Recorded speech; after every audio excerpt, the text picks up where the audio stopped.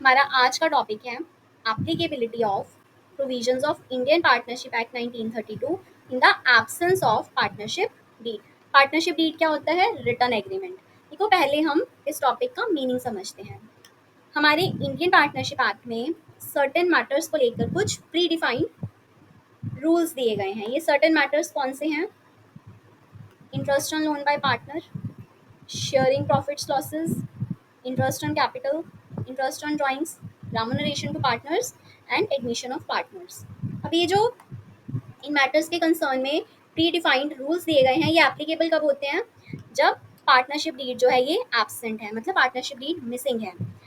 इसका क्या मतलब हुआ? फर्स्ट तो हो गया हमारा ओरल एग्रीमेंट का केस। ओरल एग्रीमेंट का मतलब ही होता है एब्सेंस ऑफ रिटर्न डीड, है ना। और सेकंड क्या है कि पार्टनरशिप डीड तो है, लेकिन ये जो हमने सर्टेन मैटर्स अभी पीछे देखे थे, इनके कंसर्न में क्लॉजेस मिसिंग है पार्टनरशिप डीड में। ठीक है, दोनों सिचुएशंस में पार्टनरशिप एक्ट की जो प्रोविजंस है, डिफॉल्ट प्रोविजंस, वो एप्लीकेबल होती हैं। पहले फर्स्ट सिचुएशन समझ लेते हैं, ओरल एग्रीमेंट्स। देखो, अगर दो पार्टनर्स ने ओरल एग्रीमेंट किया है और ये जो सर्टेन मैटर्स हैं, इसके रिलेशन में प्रोविजंस डिसाइड करी हैं वर्बली, तो वो प्रोविजंस एप्लीकेबल हैं, वैलिड है वो प्रोविजंस। ठीक है, लेकिन कब तक वैलिड हैं? जब तक पार्टनर्स के बीच में अंडरस्टैंडिंग है, पार्टनर्स के बीच में म्यूचुअल कंसेंट है। ठीक है, तो इंडियन पार्टनरशिप एक्ट की एंट्री कब होती है? इंडियन पार्टनरशिप एक्ट की जो डिफॉल्ट प्रोविजंस है, उनकी एंट्री कब होती है? तब जब पार्टनर्स के बीच में डिस्प्यूट अराइज हो जाता है। ठीक है, इसको एक एग्जांपल से समझते हैं। मान के चलो, आपने और आपके पार्टनर ने पार्टनरशिप बिजनेस स्टार्ट किया बेस्ड ऑन वर्बल एग्रीमेंट। ठीक है, अमंग मैनी अदर प्रोविजंस आपने profit sharing ratio, that is PSR ratio, decide किया एज 70:30। तो कुछ टाइम बिजनेस किया और बिजनेस करने के बाद जो आपका दूसरा पार्टनर है वो मुकर गया। वो कहते हैं कि जो पीएसआर रेशियो है ये 70:30 थी नहीं कभी। अब क्योंकि आपने एग्रीमेंट जो था दोनों ने वो वर्बली किया था, तो आपके पास इसका कोई प्रूफ ही नहीं है कि आपकी पीएसआर रेशियो 70:30 थी। डिस्प्यूट अराइज हो गया। अब डिस्प्यूट के केस में इंडियन पार्टनरशिप एक्ट की default provision in relation to sharing of profits और लॉसेस यहाँ पर एप्लीकेबल होगी, और उसके अकॉर्डिंग जो पार्टनर्स हैं वो चाहे प्रॉफिट्स हो चाहे लॉसेस हो, उसको इक्वली स्प्लिट करेंगे। तो इस सिचुएशन में आप और आपका पार्टनर जो है, या प्रॉफिट्स या लॉसेस जो भी आएगा उसको इक्वल शेयर करोगे। अब सेकेंड सिचुएशन क्या है? Missing clause in the return agreement. देखो, मान के चलो, सेम एग्जांपल है कि आपके और आपके पार्टनर ने बिजनेस स्टार्ट किया, पार्टनरशिप बिजनेस। ये आप हो और ये आपका पार्टनर है। ठीक है, आपने पार्टनरशिप बिजनेस स्टार्ट किया बेस्ड ऑन रिटर्न एग्रीमेंट, आपने हर चीज़ इन राइटिंग में करी, लेकिन आप लोग PSR ratio, profit sharing ratio कितना होना चाहिए, ये डीड में लिखना भूल गए। ठीक है, तो इस सिचुएशन में फ्यूचर में आप लोग जब भी प्रॉफिट्स या लॉसेस शेयर करोगे तो वो किस रेशियो में करोगे? 1:1 और इक्वली, दोनों का एक ही मतलब। ठीक है, तो ये था हमारे आज के टॉपिक का मीनिंग और इसके पीछे लॉजिक क्या है। ठीक है, अब हम पढ़ेंगे कि वो कौन सी प्रोविजंस हैं जो default provisions Indian partnership act की, जो पार्टनरशिप डीड के एब्सेंस में एप्लीकेबल होती हैं। ठीक है, first is interest on loan by partner. देखो, जो पार्टनर है ये जब फर्म को लोन देता है तो फर्म ने पार्टनर को क्या देना होता है उस लोन के ऊपर? Interest on loan. आप लोग जब बैंक से लोन लेते हो तो बैंक आपको फ्री में तो लोन नहीं ना देता, आपको बैंक को कुछ ना कुछ इंटरेस्ट पे करना पड़ता है। तो सेम सिचुएशन यहाँ पे आ रही है, जब पार्टनर ने फर्म को लोन दिया है तो उस लोन के ऊपर फर्म ने पार्टनर को इंटरेस्ट पे करना है। तो देखो, अगर पार्टनरशिप डीड में आपने इसको लेके कोई भी एग्रीमेंट नहीं किया है, तो उस सिचुएशन में according to default provisions of Indian partnership act, जो फर्म है वो अपने पार्टनर को इंटरेस्ट ऑन लोन किस रेट पे देगा? 6% पर एनम। ठीक है, सेकंड है शेयरिंग प्रॉफिट्स और लॉसेस। देखो, अगर पार्टनर्स ने पीएसआर रेशो डिसाइड नहीं करी है तो उस सिचुएशन में भी according to default provisions of the act, profits और लॉसेस किस रेशो में शेयर होंगे अमंग पार्टनर्स? इक्वली। ठीक है, third is interest on capital. पहले देख लेते हैं कि होता क्या है। कैपिटल होता है जो पार्टनर्स मिलकर बिजनेस में पैसा लगाते हैं, उसे कैपिटल बोलते हैं। तो उस पैसे के ऊपर जो बिजनेस है उसने पार्टनर्स को इंटरेस्ट देना होता है, उसे हम बोल देते हैं इंटरेस्ट ऑन कैपिटल। अब अगर पार्टनरशिप डीड में इंटरेस्ट ऑन कैपिटल का रेट डिसाइडेड है तो उस रेट पे जो बिजनेस है वो अपने पार्टनर्स को इंटरेस्ट ऑन कैपिटल पे करेगा। लेकिन अगर एज सच कुछ भी डिसीजन नहीं लिया गया है, कोई एग्रीमेंट नहीं हुआ है इंटरेस्ट ऑन कैपिटल को लेके, तो default provision of Indian partnership act क्या बोलता है कि इंटरेस्ट ऑन कैपिटल नहीं दिया जाएगा, क्योंकि डीड में कुछ नहीं लिखा है तो डिफॉल्ट प्रोविजन एप्लीकेबल होगी और पार्टनर्स को कुछ भी नहीं मिलेगा in the form of interest on capital. Next is interest on drawings. देखो ड्राइंग्स क्या होते हैं, पार्टनर्स के पास ये राइट है कि वो बिजनेस में से अपनी पर्सनल यूज के लिए कुछ पैसा विड्रॉ कर सकते हैं, ठीक है। अब जो पैसा उन्होंने अपने पर्सनल यूज के लिए बिजनेस से विड्रॉ किया है, उस पैसे के ऊपर पार्टनर अपने बिजनेस को कुछ इंटरेस्ट पे करेगा, है ना। अब अगर ये इसको हम इंटरेस्ट ऑन ड्राइंग्स बोलते हैं। अब इसके रिलेशन में अगर पार्टनरशिप डीड में कोई डिसीजन या कोई एग्रीमेंट हुआ है तो वो प्रिवेल करेगा, ठीक है। अगर नहीं हुआ है उस सिचुएशन में again according to default provision of Indian partnership act, interest on drawings जो है पार्टनर्स को नहीं देना पड़ेगा। किसको नहीं देना पड़ेगा? फर्म को, ठीक है। Next is remuneration to partners. देखो रेमुनरेशन क्या होता है, पार्टनर्स को बिजनेस के प्रॉफिट्स में से तो शेयर मिलता ही है, इसके अलावा बिजनेस की एक्टिविटीज में पार्टिसिपेट करने के लिए हो सकता है कि उन्होंने एग्रीमेंट में डिसाइड किया हो कि पार्टनर्स को कुछ सैलरी दी जाएगी, कुछ कमीशन दी जाएगी। अगर तो डिसीजन हो चुका है डीड में प्रोविजन है पार्टनरशिप डीड में कि पार्टनर्स को इतनी सैलरी या इतना कमीशन दिया जाएगा, देन ओके। लेकिन अगर पार्टनरशिप डीड में रेमुनरेशन टू पार्टनर्स का जो क्लॉज है वो मिसिंग है, मतलब इसके लिए कोई डिसीजन नहीं हुआ, तो उस सिचुएशन में according to default provision of Indian partnership act partners को कोई भी रेमुनरेशन जो है वो पे नहीं किया जाएगा, ठीक है। अब हमारा नेक्स्ट क्या है, एडमिशन ऑफ पार्टनर्स। इसके अकॉर्डिंग एग्जिस्टिंग पार्टनरशिप में न्यू पार्टनर को ऐड करने के लिए सभी पार्टनर्स की कंसेंट होना ज़रूरी है, ठीक है। सो ये थी हमारी इंडियन पार्टनरशिप एक्ट की डिफॉल्ट प्रोविजंस जो कि एप्लीकेबल होती हैं जब हमारी पार्टनरशिप डीड मिसिंग है, ठीक है। Now coming to important points. देखो हमारा फर्स्ट इम्पॉर्टेंट पॉइंट क्या है कि जो पार्टनर है ये फर्म से लोन ले सकता है, ठीक है।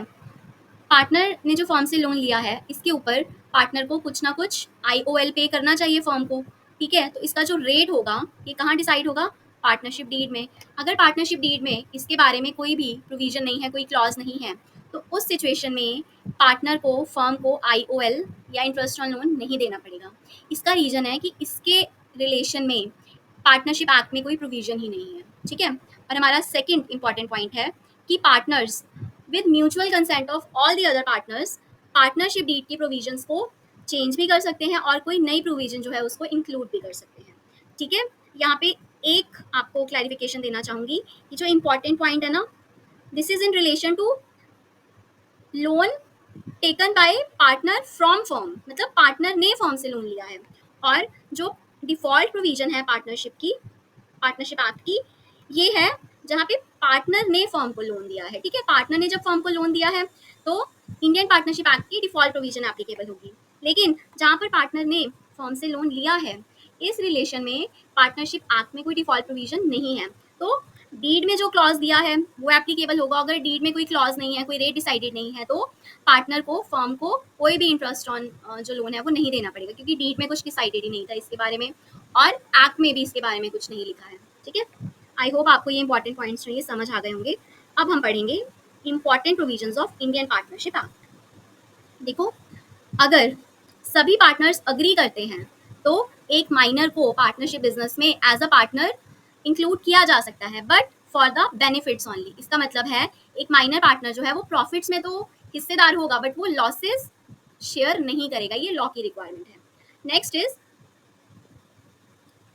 एग्जिस्टिंग पार्टनरशिप में एक न्यू पर्सन को एज अ पार्टनर ऐड किया जा सकता है either with the consent of all the partners, ठीक है, और in accordance with the agreement among partners. मतलब या तो डीड में इस रिलेशन में जो भी क्लॉज दिया गया है उसके अकॉर्डिंग होगा, अगर ऐसा कोई क्लॉज नहीं है तो सभी पार्टनर्स जब अग्री करेंगे तभी एक न्यू पार्टनर जो है वो एग्जिस्टिंग पार्टनरशिप में ऐड हो सकता है।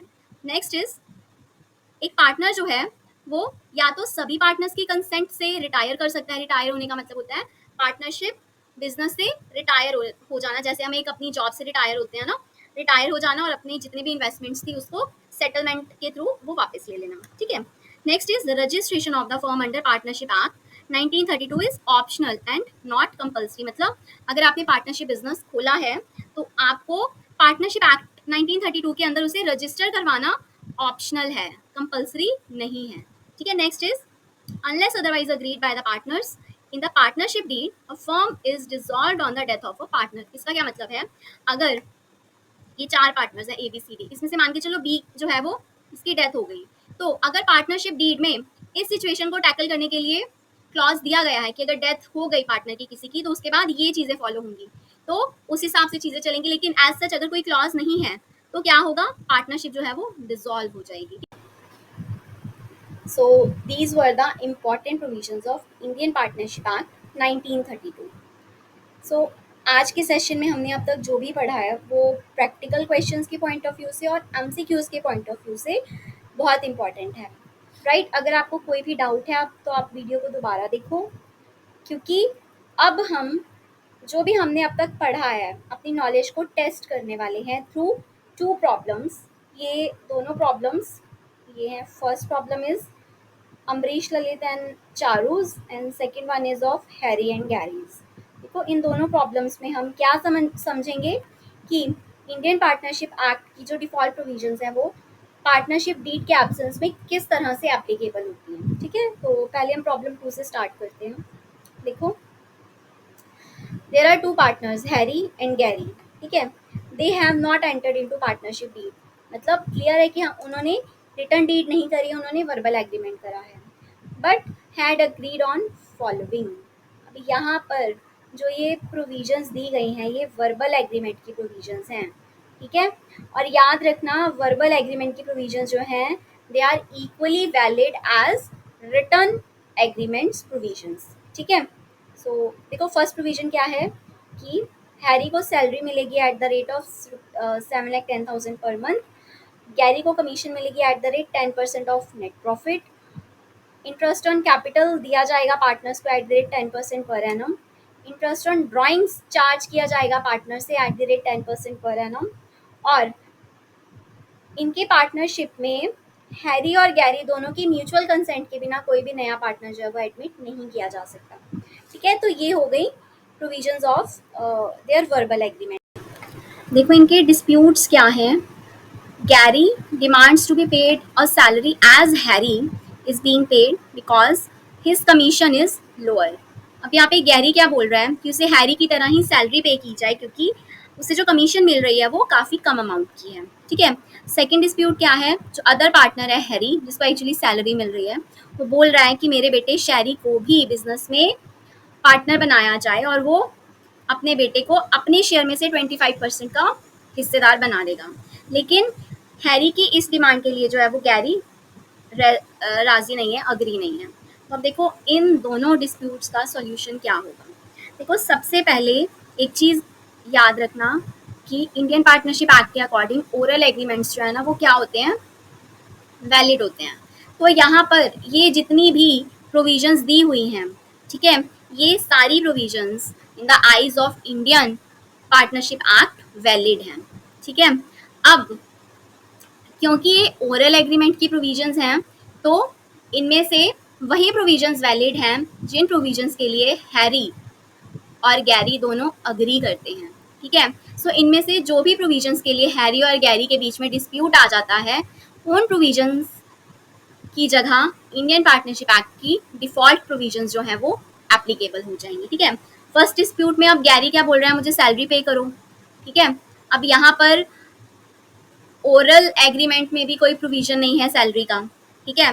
तो हम कहाँ शिफ्ट हो जाएंगे, इंडियन पार्टनरशिप एक्ट की डिफॉल्ट प्रोविजन में, जिसके अकॉर्डिंग अगर पार्टनरशिप डीड में सैलरी पे करने के लिए कोई क्लॉज नहीं है तो पार्टनर को कोई भी सैलरी पे नहीं की जाएगी। तो इन द सेम वे जो गैरी की डिमांड है वो गलत है, गैरी को कोई भी सैलरी नहीं मिलेगी, ठीक है। सेकंड डिस्प्यूट जो है हैरी बोल रहा है कि उसे एक नया पार्टनर बिजनेस में ऐड करना है, तो यहाँ पर जो हैरी और गैरी की ओरल एग्रीमेंट की जो फिफ्थ प्रोविजन है वो मैच करती है इंडियन पार्टनरशिप एक्ट की डिफॉल्ट प्रोविजन से। दोनों जगह ही बोला गया है कि दोनों पार्टनर्स की एग्रीमेंट के बिना, दोनों पार्टनर्स की सहमति के बिना हम पार्टनरशिप में नया पार्टनर ऐड नहीं कर सकते। अब इस सिचुएशन में क्योंकि गैरी डिसएग्री कर रहा है, ठीक है, तो जो शैरी है उसे बिजनेस में पार्टनर नहीं बनाया जा सकता, ठीक है। So it was the solution of problem 2। अब हम चलते हैं प्रॉब्लम 1 की तरफ। देखो, there are 3 partners, Ambarish, Lalit and Charu, ठीक है। They do not have a partnership deed. इसका मतलब है कि उन्होंने ओरल एग्रीमेंट किया है। अब देखो, उन्होंने ओरल एग्रीमेंट किया है, इसकी अगर कोई प्रोविजन क्वेश्चन में लिखी होगी तो हम उस प्रोविजन को मानेंगे कि वो ओरल एग्रीमेंट का हिस्सा थी। अगर कुछ नहीं लिखा है तो हम ये मान के चलेंगे कि ओरल एग्रीमेंट में उन्होंने उन चीज़ों के ऊपर कोई डिस्कशन ही नहीं किया, एग्रीमेंट हुआ ही नहीं है, ठीक है। सो देखो, फर्स्ट क्या है, Ambarish, who has contributed more capital than other partners, demands interest on capital at the rate 10% per annum. But Lalit and Charu do not agree with him. अब इसका क्या मतलब है, अम्बरीश जो है, अम्बरीश ने पार्टनरशिप बिजनेस में बाकी दोनों पार्टनर से ज़्यादा कैपिटल इन्वेस्ट किया है, तो अम्बरीश बोल रहा है कि उसे 10% पर एनम के हिसाब से इंटरेस्ट ऑन कैपिटल मिलना चाहिए। लेकिन बाकी के जो पार्टनर है ललित एंड चारू, वो उसकी इस डिमांड से अग्री नहीं कर रहे हैं। तो इसका सोल्यूशन क्या है, देखो, अब यहाँ पे कहीं नहीं दिया हुआ ना कि उनके ओरल एग्रीमेंट में इंटरेस्ट ऑन कैपिटल डिसाइड हुआ है या नहीं हुआ। अगर कुछ नहीं दिया तो मान के चलेंगे कि इन तीनों पार्टनर्स ने इंटरेस्ट ऑन कैपिटल को लेके कोई डिसीजन नहीं लिया था अपने ओरल एग्रीमेंट में भी, ठीक है। तो सिंस कोई डिसीजन नहीं हुआ है, it means default provision applicable होगी इंडियन पार्टनरशिप एक्ट की, जिसके हिसाब से अम्बरीश को interest on capital at the 10% per annum नहीं मिलेगा, ठीक है। Second is, Lalit has devoted his full time to the business and demands a salary of rupees 5,000 per month, but Amrish and Charu do not agree to him. इस dispute का देखो क्या reason है। ललित बोल रहा है कि उसने बिजनेस में बाकियों से ज़्यादा टाइम डिवोट किया है, फुल टाइम डिवोट किया है अपना बिजनेस को, तो उसे सैलरी मिलनी चाहिए at the rate 5,000 per month. लेकिन बाकी के दो जो पार्टनर्स हैं, अम्बरीश और चारू, वो अग्री नहीं करते। अब इसका सोल्यूशन क्या है, देखो, सिंस कुछ नहीं लिखा है कि तीनों पार्टनर्स ने सैलरी को लेके क्या अग्रीमेंट किया था, इसका मतलब है सैलरी को लेके कोई एग्रीमेंट नहीं हुआ, ठीक है, उनके वर्बल और ओरल एग्रीमेंट में, ठीक है। इट मीन्स यहाँ पर इंडियन पार्टनरशिप एक्ट की डिफॉल्ट प्रोविजन एप्लीकेबल होगी, जिसके हिसाब से अगर पार्टनरशिप डीड मिसिंग है या पार्टनरशिप डीड में पार्टनर्स के रेम्यूनरेशन का क्लॉज मिसिंग है, दोनों सिचुएशंस में ही पार्टनर को कोई भी सैलरी, कोई भी रेम्यूनरेशन नहीं मिलेगा। सो ललित को कोई भी सैलरी नहीं मिलेगी एंड अम्बरीश एंड चारू जो है वो बिल्कुल सही है अपनी जगह पर, ठीक है। थर्ड वन इज, देखो, अब यहाँ पे Charu demands interest on loan at the rate interest on loan जो 50,000 का चारू ने बिजनेस को लोन दिया है, उस पर वो इंटरेस्ट डिमांड कर रही है, किस रेट पर, market rate which is 12% per annum. अब यहाँ पे देखो, again interest on loan by Charu, इसका रेट जो है ये उनके वर्बल एग्रीमेंट में अगर डिसाइडेड होता वो यहाँ पे दिया होता, बट कुछ नहीं दिया है, इसका मतलब इस पर भी डिसीजन उन्होंने नहीं लिया है, ठीक है। और अगर ये रेट डिसाइडेड नहीं है, चाहे डीड मिसिंग है उस वजह से या डीड में क्लॉज ही नहीं है, ठीक है, तो दोनों सिचुएशंस में इंडियन पार्टनरशिप एक्ट की डिफॉल्ट प्रोविजन एप्लीकेबल होगी और उसके हिसाब से चारू को इंटरेस्ट ऑन लोन मिलेगा, लेकिन 12% पर एनम पर नहीं मिलेगा, at the rate 6% per annum, ठीक है। फोर्थ वन इज, अम्बरीश ने बिजनेस से 10,000 रुपीज विड्रॉ किए हैं फॉर पर्सनल यूज। अब जो बाकी के पार्टनर्स हैं ना, ललित एंड चारू, वो बोल रहे हैं कि अम्बरीश को ये 10,000 के ऊपर इंटरेस्ट देना चाहिए at the rate 10% per annum. अब अगेन, अगर उन्होंने अपने ओरल एग्रीमेंट में, वर्बल एग्रीमेंट में इंटरेस्ट ऑन ड्राइंग्स के ऊपर कोई डिसीजन लिया होता है ना, तो वो यहाँ पे लिखा होता, बट ऐसा कुछ नहीं लिखा हुआ, इसका मतलब है उन्होंने इसके ऊपर भी कोई एग्रीमेंट नहीं किया था। In case of no agreement और missing clause, Indian partnership act की डिफॉल्ट प्रोविजन क्या बोलती है कि पार्टनर्स को ड्राइंग्स के ऊपर कोई भी इंटरेस्ट पे नहीं करना पड़ेगा, ठीक है। Now coming to fifth dispute, जो क्या है,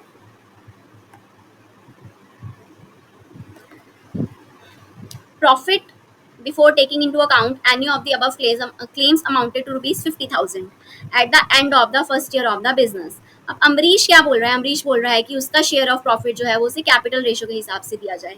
अमरीश बहुत स्मार्ट है, वो ऐसा इसलिए बोल रहा है क्योंकि उसे पता है उसने बिजनेस में सबसे ज्यादा कैपिटल दी है. तो अगर प्रॉफिट्स कैपिटल रेशियो के हिसाब से डिस्ट्रीब्यूट होंगे तो उसे प्रॉफिट में ज्यादा हिस्सा मिलेगा. बट यहाँ पर जो अमरीश की डिमांड है वो रॉन्ग है. ठीक है, क्यों रॉन्ग है? क्योंकि उन्होंने ओरल एग्रीमेंट में इसके बारे में कुछ भी डिस्कस नहीं किया था, कुछ भी एग्री नहीं किया था. अगर किया होता तो यहाँ क्वेश्चन ही दिया होता. सिंस नहीं किया है, इसलिए हम मान के चलेंगे कि इंडियन पार्टनरशिप एक्ट की डिफॉल्ट प्रोविजन जो है वो प्रिवेल करेगी. उसके हिसाब से तीनों partners that is Amrish, Lalit and Charu profits कैसे शेयर करेंगे? इक्वली. ठीक है, आई होप आज का जो सेशन था आपको अच्छे से समझ आया होगा. किसी को कोई डाउट है, कोई कंफ्यूजन है तो आप प्लीज़ कमेंट सेक्शन में लिखें, आपको उसका सॉल्यूशन ज़रूर मिलेगा.